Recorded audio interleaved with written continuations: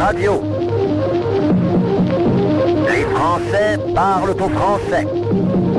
Les carottes sont cuites. Les carottes sont cuites. Sud Radio Berkov dans tous ses états.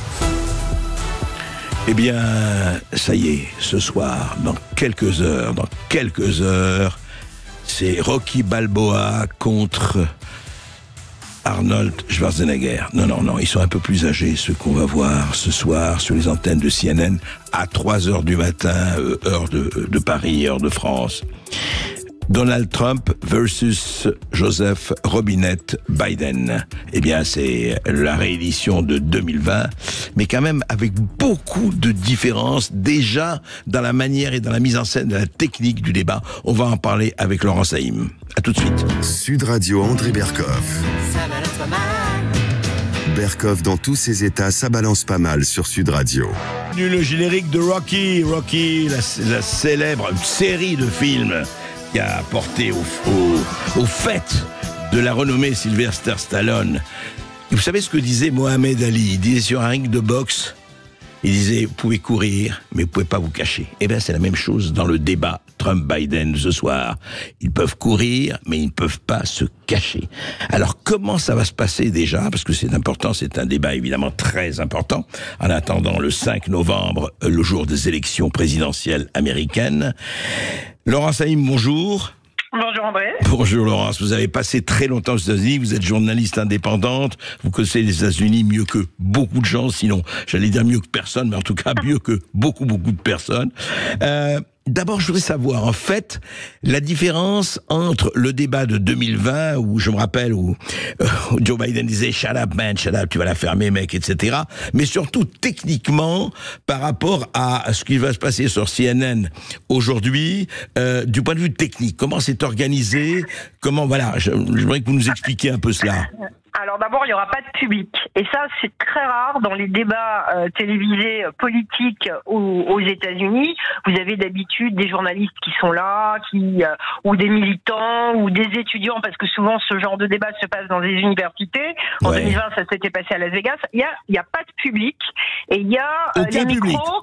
Il n'y a aucun public. Il n'y a que les journalistes de CNN, parce que c'est la chaîne CNN qui organise ce débat, qui est autorisé avec une poignée de photojournalistes à être à l'intérieur de la salle. Et ça a été très critiqué parce que vous connaissez l'âge des candidats et que si jamais il y en a un qui fait un malaise, il n'y a que finalement les journalistes de CNN qui vont pouvoir dire voilà ce qui s'est passé. Donc il y a eu beaucoup de protestations de la part de nos confrères et notamment de l'association des correspondants de la Maison Blanche qui est très renommée aux États-Unis qui dit ça s'est jamais vu, il n'y a pas de public, il n'y a que des photographes et que les journalistes de CNN dans la salle. Les 800 autres journalistes accrédités, ils vont être à l'extérieur du studio et ils vont regarder la télévision de l'autre côté de la rue. Donc ça, c'est la première chose. Laurent, c'est une première, ça? C'est la première fois? Ouais, c'est une première. D'habitude, il y a toujours du public. Donc là, ils arrivent, ils sont face aux journalistes de CNN avec très peu de monde dans la salle. Pourquoi aussi?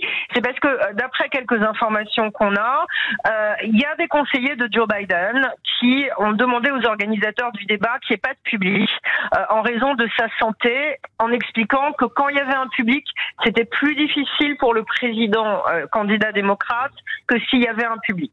La deuxième chose qui est importante à savoir, et ça aussi ça a été une polémique au sein des stratégistes, c'est que Donald Trump, lui, il adore le public. Donc les gens de Biden, ils disaient voilà, vaut mieux quand même qu'on soit plus dans une ambiance sérieuse, feutrée, que un public qui peut à un moment donné dire bravo ou qui peut siffler, etc. Ils veulent pas de show. Et ça, c'était vraiment très important. Et puis ça a été critiqué, ça a été critiqué, ça, ou pas? Oui, il y a pas mal de gens qui disent que c'est quand même très différent. D'habitude, les débats aux États-Unis, c'est régi par la commission présidentielle des débats, qui est vraiment une commission indépendante. Et là, c'est la chaîne CNN qui organise ça. Donc, c'est des règles totalement différentes. La troisième chose, c'est que quand ils parlent pas, eh ben, les micros seront coupés.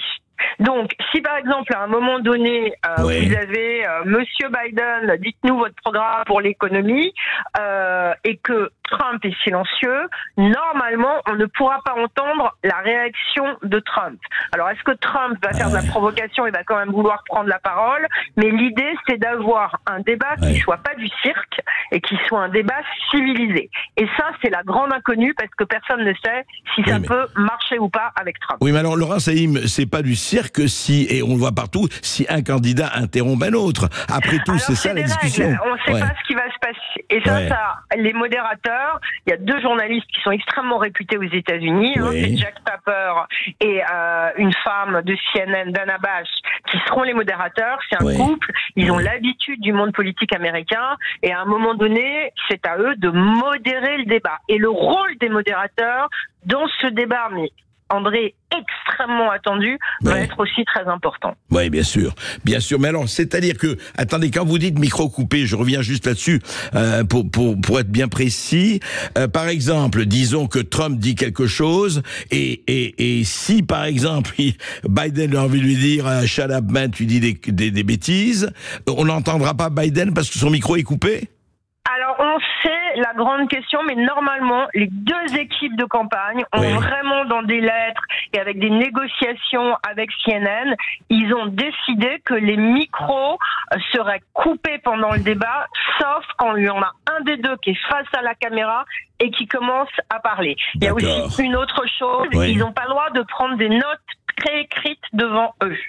On va leur donner un petit stylo, un bloc de papier et une bouteille d'eau. Et ça, pour Biden, c'est intéressant parce qu'on sait que Biden, il adore une boisson pendant les débats.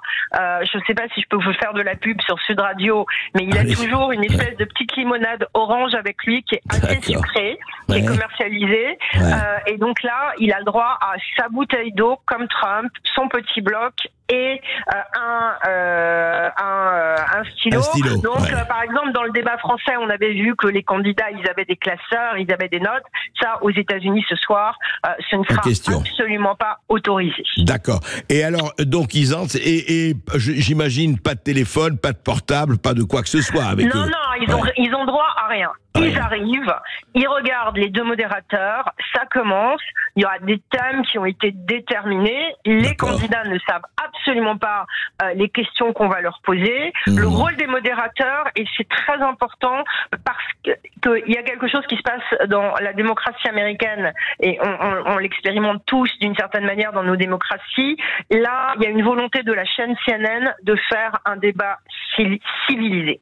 C'est une discussion civilisée pour être sûr que les temps de parole sont respectés, que chacun a la longueur nécessaire pour exposer ses idées. Et en gros, je vais vous dire, André, nous, on attend tous le show, et moi, je pense que ça va être un débat où il va y avoir beaucoup de discours, de paroles, moi, je vais faire ça sur l'immigration, moi, je vais faire ça sur l'avortement, mais le match de catch, je suis pas sûr qu'il ait vraiment lieu ce soir, tel que le format du débat est déterminé. Oui, on pensait qu'on n'aura pas le show, parce qu'évidemment, on attend aussi avec ça. Trump, on ne sait jamais, vous le connaissez, vous l'avez rencontré, vous savez qu'il aime le show.